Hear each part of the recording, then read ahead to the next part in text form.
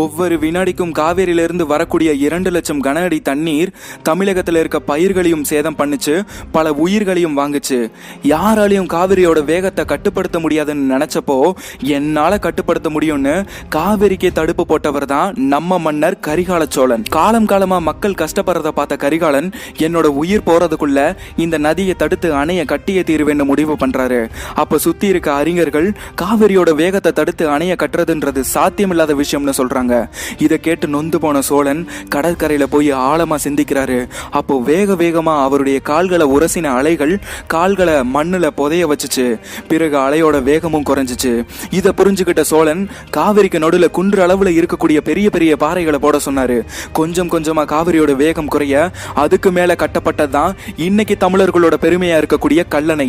2000 ஆண்டுகளுக்கு முன்னாடி கட்டின கல்லணைனாலதான் இன்னைக்கு தஞ்சை டெல்டா பகுதிகள் தமிழ்நாட்டோட நெற்களஞ்சியமா இருக்கு.